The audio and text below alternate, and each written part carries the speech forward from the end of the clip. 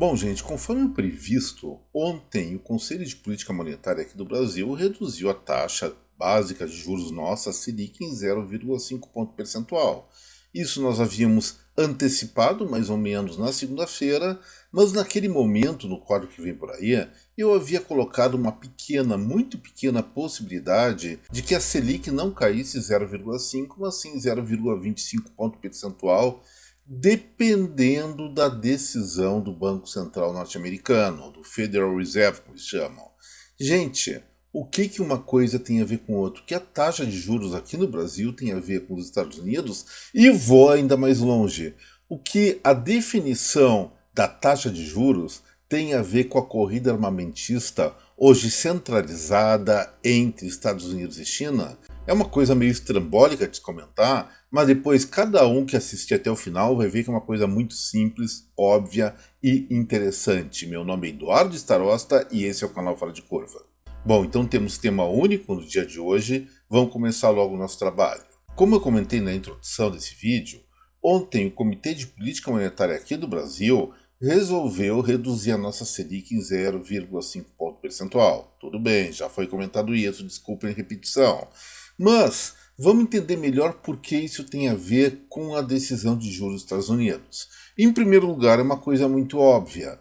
Se os Estados Unidos decidem subir a taxa de juros por lá, os títulos da dívida norte-americana ficam mais atrativos, fazendo com que pessoas que inicialmente decidiram investir no mercado financeiro brasileiro mudem de ideia e vão lá para os Estados Unidos, porque lá, apesar de muita gente não gostar, é o sistema financeiro mais seguro do nosso planeta. Tudo bem, até aí é fácil de entender. Competição entre remuneração e segurança. Nada além disso. Só que existem algumas coisas por trás disso.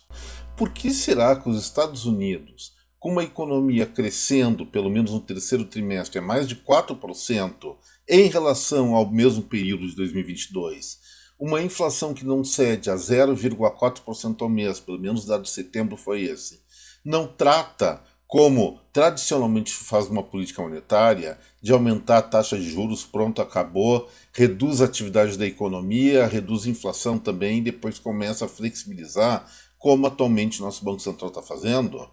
Bom, aí vem o pulo do gato. Porque os governos, as autoridades norte-americanas, não querem saber de reduzir seu crescimento econômico. Só retomando, para combater a inflação, tem que aumentar juros e juros reduz ou tende a reduzir a atividade econômica. E eles não querem nem de longe ouvir falar disso. É que existe outros contextos globais que eles julgam mais importante. E vamos direto ao assunto.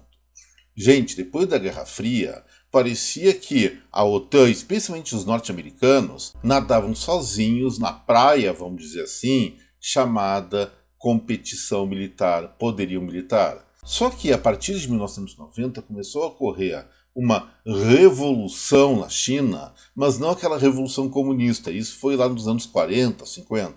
Uma revolução no sentido contrário.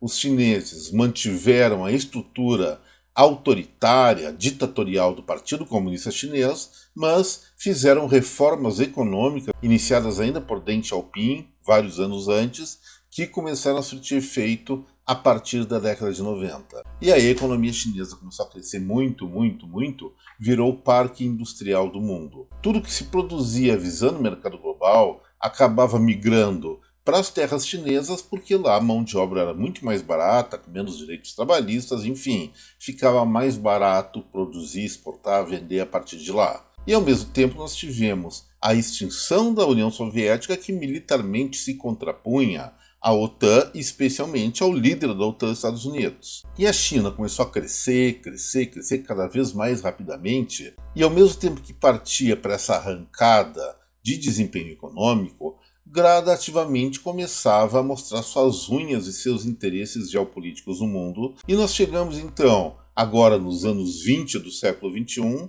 com os chineses fazendo sombra ao poderio militar norte-americano da Organização do Tratado do Atlântico Norte.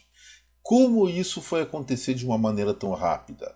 Bom, vamos começar a explicar por gráficos, é claro. Eu vou mostrar 3 ilustrações do Fora de Curva de hoje que vai dar para entender direitinho o que está acontecendo em termos geopolíticos no mundo e por que a nossa taxa Selic, o juro básico do Brasil, pode ser influenciado e influenciar esse contexto global. Olha só, gente, nessa primeira ilustração nós temos a partir dos anos 80 a diferença ou a participação que seria do PIB na China em relação aos Estados Unidos.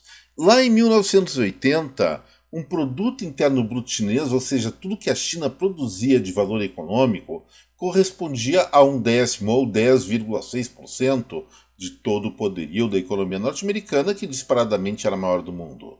E, com as reformas feitas naquele país, especialmente no âmbito econômico, o que aconteceu? Fica muito claro que as barras vão subindo, e cada vez que essas barras sobem, significa que a China corresponde a uma fatia maior da riqueza gerada pelos Estados Unidos. Então, partiu de 1/10, partiu de 10,6% lá nos anos 80, e chegou em 2021 a 76,17%. Falta então mais 30 pontos percentuais, o tamanho econômico da China fica equivalente ao tamanho econômico norte-americano. Será que isso preocupa os Estados Unidos? Sim, preocupa, porque são duas civilizações diferentes e estão fazendo disputas geopolíticas ao redor de todo o planeta. E na medida em que a China cresce mais do que os norte-americanos, chega um dia, se manter essa tendência, isso faz com que haja uma reversão. Os norte-americanos de primeiro passam para o segundo lugar na riqueza mundial e os chineses de segundo para primeiro lugar, e isso gera várias consequências, inclusive militares. Já vamos entrar nisso aí. Mas tem uma outra questão. Os Estados Unidos atualmente tem uma população em torno de 330 milhões de habitantes, contra 1,4 bilhão de pessoas lá na China. Ou seja, os chineses têm aproximadamente 4,2 vezes mais pessoas do que os norte-americanos, e é claro que esse grande poderio econômico, tanto de um como de outro país, quando dividido pela sua população, dá resultados diferentes. Aí nós vamos para a segunda ilustração, também muito esclarecedora. Aqui, gente, nós comparamos a relação do PIB per capita chinês, ou seja, Produto Interno Bruto, riqueza por habitante, com o PIB per capita dos Estados Unidos. Como era de se esperar, lá no início dos anos 80, um chinês tinha um poder de compra correspondente a apenas 2,45% do norte-americano. Seria mais ou menos um cidadão estadunidense podendo comprar 30 a 35 vezes mais do que um cidadão chinês. É muita diferença. Mas, com o desenvolvimento chinês, essa renda média, essa renda per capita, foi diminuindo de diferença, chegando lá em 2022 em 16,6%. Ou seja, em média, o cidadão norte-americano é muito mais rico. Também uma sociedade que, por incrível que pareça, capitalista, a China é comunista, mas nos Estados Unidos a distribuição de renda é muito mais equânime, mas isso aí fica para outro papo. O fato é o seguinte: os chineses, querendo ou não, de uma forma até razoavelmente rápida, estão se aproximando, ou tendem a se aproximar dos Estados Unidos nesse quesito também, mas tem um longo caminho pela frente. Entretanto, no que diz respeito ao PIB total, não. Eles estão, como havia comentado, a 75% do PIB norte-americano, e se eles continuarem crescendo em torno de 6 a 8% ao ano, e os norte-americanos mantiverem uma taxa bem mais modesta, de 2 a 3%, vai chegar um momento, provavelmente na próxima década, que a produção interna chinesa ultrapasse dos Estados Unidos. E isso os norte-americanos não querem de jeito nenhum, e os chineses querem de todo jeito. Por quê? Porque mais dinheiro na caixinha significa mais potencial para executar gastos militares. E é esse o ponto nevrálgico de toda essa questão, porque os Estados Unidos não estão querendo reduzir seus juros, apesar da situação macroeconômica exigir que isso seja feito. Vamos lembrar, inflação elevada, atividade econômica em alta também, e normalmente a receita tradicional dos economistas é, numa situação dessas, aumenta juro, e eles não estão aumentando como fizeram em vários outros momentos da história deles lá. E por causa disso, eu vou mostrar agora a terceira ilustração. Não é produto interno bruto, muito menos produto interno bruto por habitante. Mas os gastos militares desses países ao longo dos últimos anos e décadas. Na mesma comparação, quanto por cento os chineses gastam em termos de indústria bélica, em termos de exército, em relação aos Estados Unidos? Vamos olhar que lá na virada dos anos 90, essa relação era de 3,05%. Ou seja, os chineses, em relação ao orçamento militar norte-americano, gastavam muito pouquinho, era muito pequeno, não fazia nem cosquinha, não existia nenhum risco. Só que na medida em que a economia chinesa começou a crescer e eles tinham um planejamento estratégico com grandes interesses geopolíticos, não só para sua defesa, mas também para ampliar o seu território, como estão fazendo no Mar do Sul da China, como estão fazendo também nas ameaças a Taiwan, eles começaram sim a aumentar de uma maneira muito rápida os seus gastos militares. Se lá nos anos 90 era 3%, deduplicou esse percentual. Agora, no orçamento fechado de 2022, chegou a 33,29%. E olha só a relação.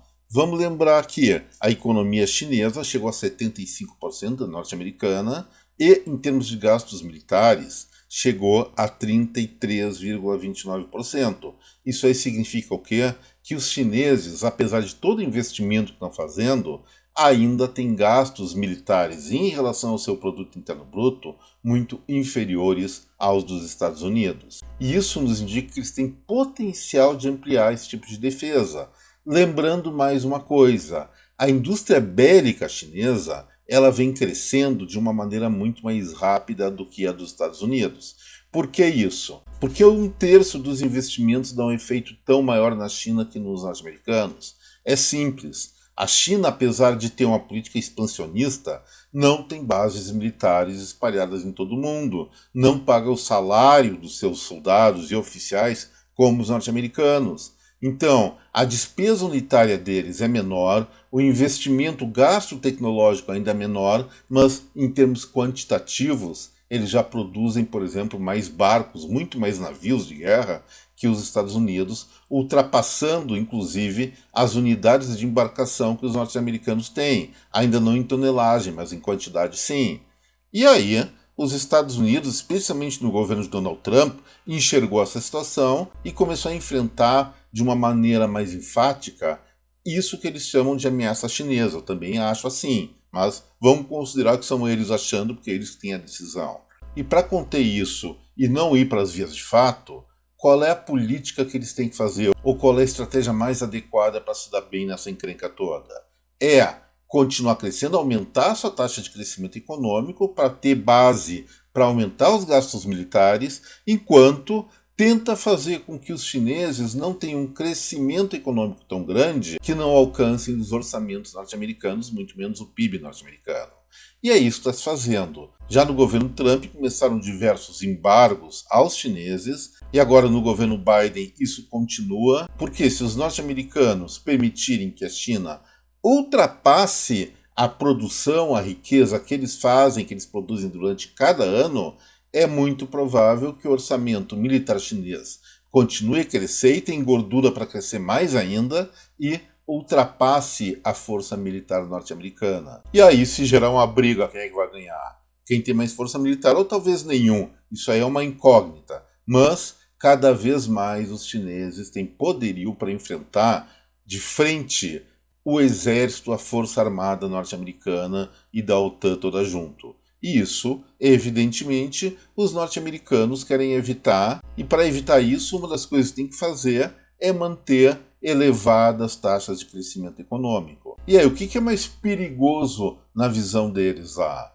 Uma inflação que pode corroer o poder de compra da população, pode gerar diversas dificuldades fora dos hábitos deles, em termos de definição de preços, alteração de preços e outras coisas, ou eventualmente ficar à mercê de um exército estrangeiro. Eles aparentemente optaram por continuar crescendo economicamente para se distanciar da China, e a China deu uma paradinha agora nos últimos anos por causa da Covid e também pelos embargos comerciais, e é essa oportunidade deles se distanciar. aumentando os juros lá de uma maneira pelo menos significativa, isso vai ser algo frustrante ou frustrado. Então, pelo que eu enxergo, se o Banco Central Federal Reserve norte-americano subir juros lá, vai ser muito pouco, porque eles não podem se arriscar em reduzir a atividade econômica. A questão, voltando ao Brasil, se eles sobem juros lá, o mercado de títulos deles começa a competir com o brasileiro. É aquela coisa, não vai remunerar tanto, mas vai ser muito mais seguro. Então, para a Selic continuar caindo, a cada reunião do cupom 0,5 ponto percentual, não se reduzir essa baixa para 0,25 ponto percentual, os norte-americanos não podem mexer nos juros deles, pelo menos significativamente. Não quer dizer que o Brasil também, para sua definição de política de juros, não dependa de outras variáveis aqui, como a inflação, como a atividade econômica, enfim, uma série de coisas. Mas é interessante, gente, pelo menos eu acho curioso, que a perspectiva de queda da taxa de juros aqui no Brasil se arrefeça, ou seja, saia daquela dinâmica de 0,5 ponto percentual para cada reunião do Conselho de Política Monetária e passe para 0,25 ponto percentual, em função de uma corrida armamentista, em última instância, entre Estados Unidos e China. São coisas que parecem meio desapercebidas, especialmente do palco muito tenso da geopolítica mundial agora, com o conflito de Israel contra Hamas, Hezbollah e vários grupos terroristas, e também Rússia contra a Ucrânia. Gente, mas o pêndulo da dominação ou da predominância da hegemonia global não está nesses campos de batalha, e sim entre Estados Unidos e China. E isso tem que ser observado, tem que ser compreendido. Eventualmente eu vou voltar a esse assunto, especialmente quando divulgarem, em primeiro lugar, os gastos militares de China e Estados Unidos de 2023, que não estão fechados ainda, e orçamentos para os próximos anos. Gente, espero que vocês tenham gostado desse vídeo, que foi todo especial, e se gostaram, não esqueçam de se inscrever no canal, quem não é inscrito, e aos habituês aqui do Fora de Curva, vou pedir, como sempre, o like e o compartilhamento desta película com a rede de contato. Muito obrigado pela atenção, até breve, tchau, gente.